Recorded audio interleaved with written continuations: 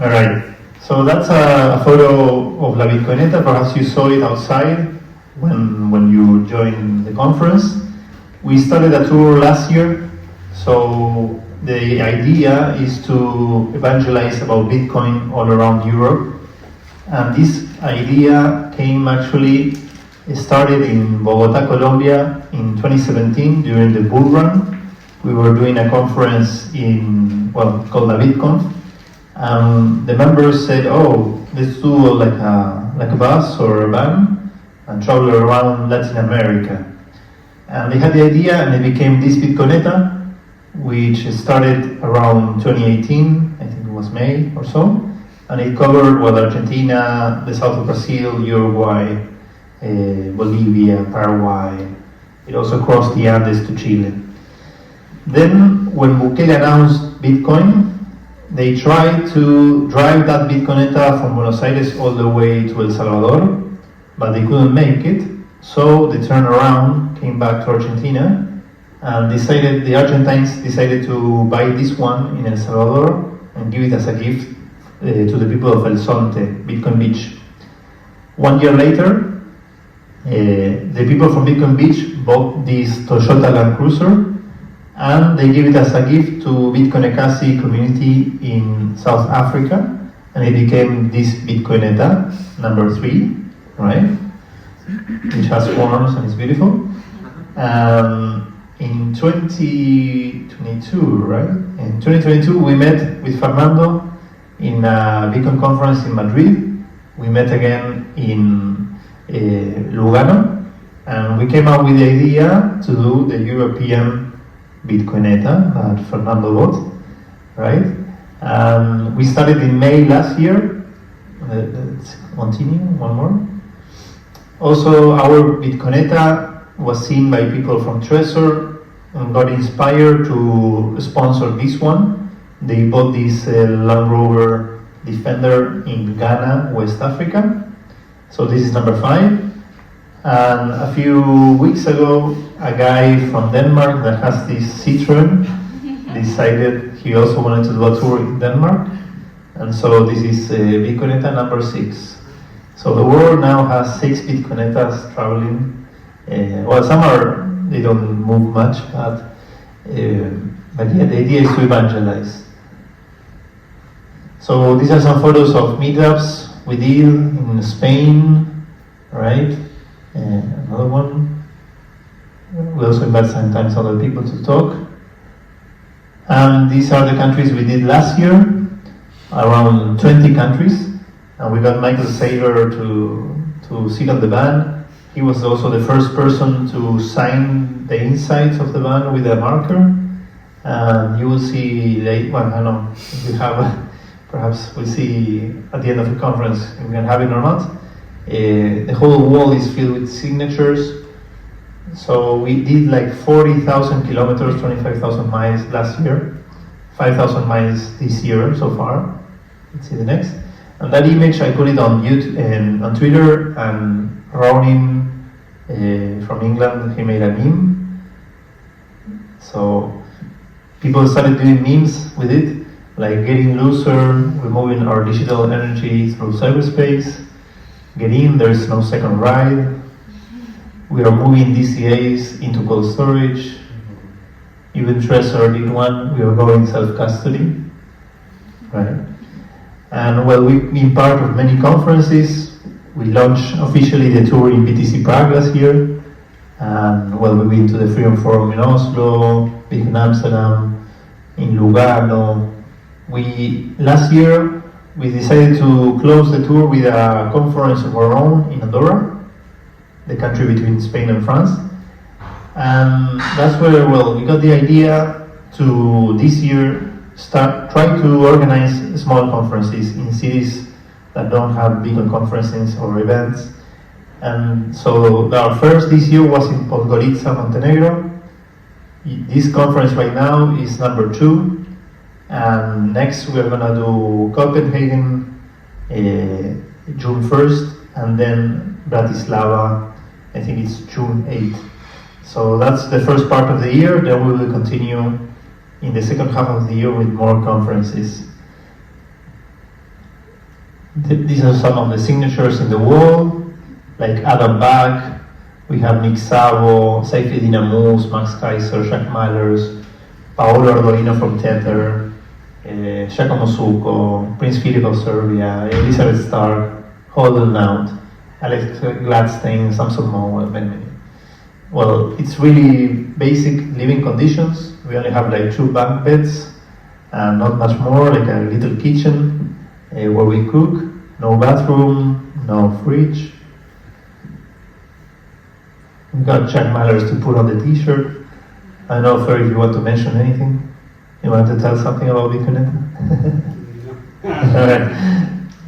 Alright. So well, also we decided to make this tour just to teach people about Bitcoin and make a difference between Bitcoin and crypto, right?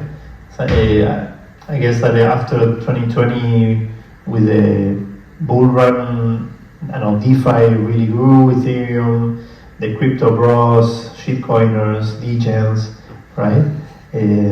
So I really sense that we need to defend and teach people why Bitcoin is different than crypto, right? So we put on these decals on the van. They say Bitcoin is work, Bitcoin is time, Bitcoin is hope. Bitcoin is work because of proof of work. It's work because you will have to invest some work in order to get it, right? It will take you time. Work is time, right? And also we put this on the infinite divided by 21 million and the emission formula there at the top of the van.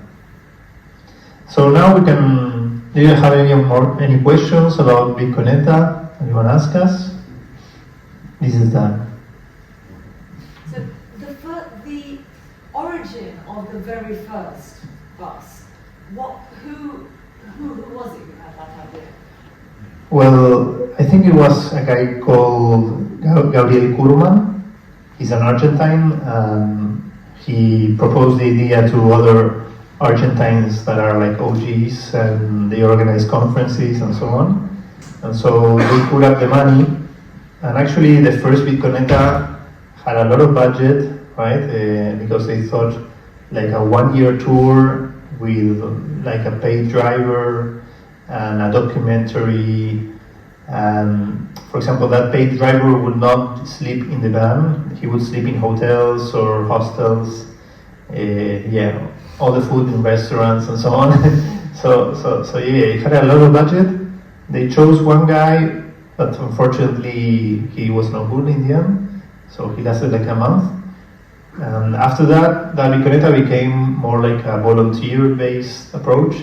So there was a producer that would organize the tour from Buenos Aires. He would contact the cities inside of Argentina and try to contact like radios, TV stations, universities, the municipality, right? And organize an agenda. So we would like arrive and have, at 9 we have an interview with the radio. At 12 we have the municipality, right? Some cities, they didn't get anything. And so it was just parking the van in the town square, opening it, right? And handing out leaflets to people about Bitcoin. And we would stay for 2 weeks, let's say, and then they would fly somebody to where we were, and you would hand out the Bitcoineta to somebody else. So it was not one particular person's Bitcoineta. It was it had 20 drivers. Right? I was one of the most kilometers driven in that Bitcoineta. So it's an interesting approach. What's the most memorable experience while you were driving, whether on the road or when parked? I don't know. Sometimes when you meet people that already know about Bitcoin or come up to approach you, we have this more this year than last year. Also here in the UK.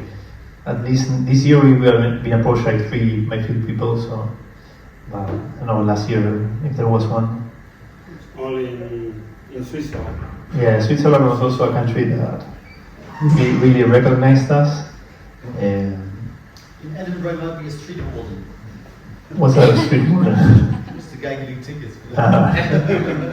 Yeah, we saw him at 8:30. He was already sharp on point working there. So well, now we can switch over. This talk has like an hour, right? In total, or how much? No, we have until 10:45, 10:50. Okay, all right. So we have another 25, 30 minutes. All right. Is that for Annabelle, or is that? Yes, That's with everyone. Yeah. With anyone. Did you want to present as well? yeah, I want to show a slide, a couple of slides, gonna take 5, 10, 7 minutes, and then we can. So, Yeah. So you want to do Venezuela and then Argentina? and then yeah. All right, let's do that. I'm assuming that given the audience, if we have to just go and grab a coffee and then come back and sit down, we're all good for that, right? Yeah? Thank you. Yeah, also, if you want to interrupt and ask questions, no problem. This is a very intimate event, so let's make it. Can I just ask a question? So travelling around, you obviously get an insight into Bitcoin all over the world. Yeah, we go to all the meeters. Yeah, so what is, how do you feel the uptake around different countries is at the moment? Bueno, Fernando, use the microphone. ¿Cómo ves cada ciudad o cada país? Well, sorry, my English is not good. The perspective of different countries, I think that there are not a lot of adoption in Europe because there are no crises like Argentina or Venezuela. Maybe most in Czech Republic, Germany, little. Then Spain is like hidden Bitcoiners. Hidden, they don't want to tell their identity. Yeah, I seen that. Then I don't remember. Well, Switzerland is good. Yeah, Switzerland, yes. Switzerland is good. Switzerland is more free. All over. Sound money then. What? They like sound money in Switzerland. Yeah. Like all the gold, silver, Yeah. all. And for example, in Switzerland, did you meet like this community, like for example, Tether community? Yeah, Lugano. Yeah. Lugano, yeah. Well, one yeah, Okay. all Tether and Bitcoin and Lula Okay. token. Lugano token. Yeah. And then UK, they are a big community. Yeah, not much bigger in the meeting, but yes. But Do you they, think there's more people in the south of UK than? yes, there are Yeah. a lot of meetups there. And the bigger is Anus 20 in Germany, the bigger community. And then, well, the more free too is Turkey. That's whatever you want, you buy without KYC. So they- In Turkey, there's a very big old market that has like 500 years, the old souk, or I don't know. And outside, it has a different number. the Great Bazaar. Great Bazaar. And outside, there's a street that every one block there's a shop. It has like Bitcoin, crypto, USDT, whatever. And people go there and buy and sell in cash, like $10,000, $20,000, $50,000. Right? So yeah. In a suitcase. Yes, we saw it. The, Como las cuevas. Yeah, like a cave in Argentina.